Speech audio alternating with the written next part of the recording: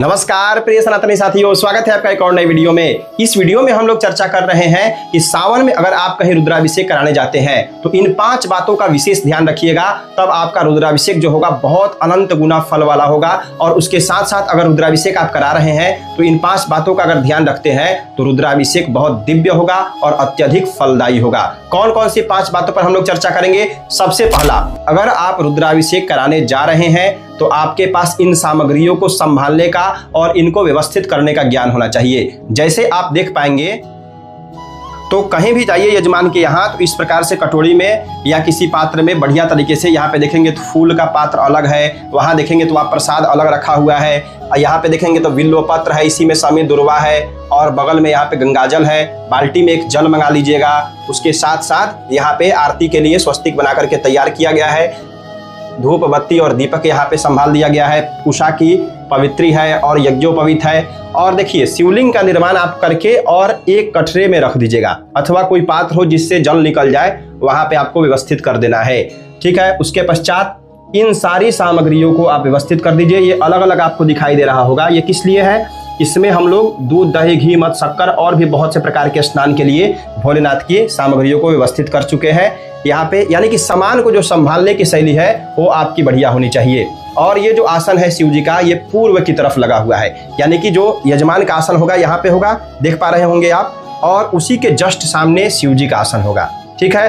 और यहाँ पे हमें देख पा रहे होंगे आप, यहाँ पे मैं बगल में बैठ गया हूँ, यानी कि आचार्य का जो आसन होगा यहाँ पे बगल में होगा। दूसरी विशेष बात आपको ध्यान रखनी है कि आप कहीं भी रुद्राभिषेक कराने जाइए तो आप अपने पास 2 पुस्तक अवश्य रखिए। अगर आप शुरुआती में करा रहे हैं रुद्राभिषेक, आप ज्यादा रुद्राभिषेक नहीं कराए हुए हैं, पहली बार सीख करके करा रहे हैं, तो आप अपने पास एक नित्य कर्म पूजा प्रकाश रखिए। इसकी क्या उपयोगिता है अगले वीडियो में हम लोग चर्चा करेंगे इसकी। ठीक है। जब आप रुद्राभिषेक वाला वीडियो देखेंगे या अपलोड होगा चैनल पर तो वहां देखिएगा, मैं बताऊंगा। और एक गीता प्रेस का यहाँ पे हम कवर लगा चुके हैं, तो ये गीता प्रेस की रुद्राष्टाध्यायी है। ये बगल में आपके चित्र आ रहा होगा, इसे आपको रख लेना है। यानी कि ये 2 किताब को आपको विशेष करके यहाँ पे रखना है।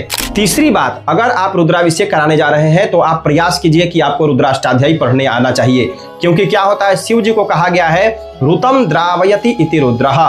जो रुतम यानी कि दुखों का हरण करते हैं उनको हम लोग रुद्र कहते हैं। तो जब भगवान का आप अभिषेक कराने जा रहे हैं तो अगर आपको रुद्राष्टाध्यायी नहीं पढ़ने आ रहा है तो कृपया आप प्रयास कीजिए नहीं कराने का। ठीक है। रुद्राष्टाध्यायी पहले पढ़ लीजिए।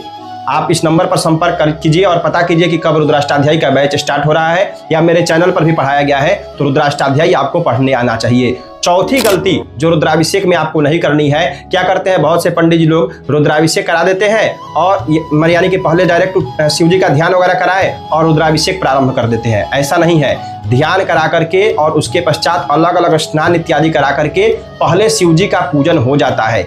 ठीक है। पहले शिव जी का एक बार पूजन कर देंगे, फिर रुद्राभिषेक होगा और उसके पश्चात तब आपको अंत में उत्तर पूजन करना चाहिए। ठीक है। ये चौथी बात का विशेष ध्यान रखना है। 5वीं बात जिसका विशेष ध्यान रखना है, आपको बेचैन नहीं होना है। रुद्राभिषेक में बहुत से पंडितों को हम देखते हैं कि सावन का महीना चल रहा है, एकदम जल्दी जल्दी लगे हुए हैं कि कैसे भी रुद्राभिषेक कर दिया जाए, दिन में 3-4 रुद्राभिषेक कैसे संपन्न कर दिया जाए। ठीक है। वो आपके लिए लाभकारी है, लेकिन जिस यजमान के लिए आप करा रहे हैं आप प्रयास कीजिए। हम क्या करते हैं, दिन भर में मुश्किल से 1 से 2 रुद्राभिषेक होगा, 3-4 घंटे समय दीजिए, पर्याप्त समय, एकदम विधिवत तरीके से। हाँ, अगर यजमान उस लायक है। अब बहुत से यजमान क्या करते हैं, खुद ही कहेंगे कि पंडित जी थोड़ा जल्दी कीजिए, 1-2 घंटे में करा दीजिए, तब वहाँ क्या कर सकते हैं, वहाँ डायरेक्ट कराएंगे। तो आपको ध्यान रखना है कि उतावलापन नहीं लाना है। और एक चीज ध्यान रखिए कि रुद्राभिषेक में कौन कौन सी वेदी का निर्माण करें। तो देखिए, अगर पर्याप्त समय है, अगर आप विधिवत तरीके से रुद्राभिषेक कर रहे हैं वेदी इत्यादि निर्माण करके, तो आपको गौरी गणेश कलश, उसके बाद षोडश मातृका, सप्तघृत मातृका, नवग्रह और लिंगतो भद्र मंडल वेदी का निर्माण कर देना चाहिए। अगर कम समय है तो गौरी गणेश कलश रख दीजिए और सीधा रुद्राभिषेक शिव जी के ऊपर पूजन करा करके कर सकते हैं, कोई दिक्कत नहीं है। तो रुद्राभिषेक से जुड़ी इन सब बातों का आपको विशेष ध्यान देना है। किन द्रव्यों से रुद्राभिषेक करने का क्या फल मिलता है, या फिर ऐसे बहुत से चीज है। अगर इसकी डिटेल आपको जानकारी चाहिए तो ये पुस्तक आपके सामने दिखाई दे रहा होगा, ये पुस्तक आप मंगा सकते हैं अथवा हमसे संपर्क कीजिएगा। इसका PDF लेकर के भी आप अध्ययन कर सकते हैं कि कौन से द्रव्यों से अभिषेक करने का क्या फल मिलता है, कितने प्रकार के रुद्राभिषेक होते हैं, ये सब डिटेल में आपको इस पुस्तक में मिल जाएगा। तो रुद्राभिषेक कराने से पहले इन 5 बातों की सावधानियां आपको रखनी चाहिए। इस वीडियो में इतना ही। वीडियो पसंद आया होगा उम्मीद है इस वीडियो को ध्यानपूर्वक धैर्यपूर्वक देखने के लिए आपका बहुत बहुत धन्यवाद। हर हर महादेव, जय माता दी।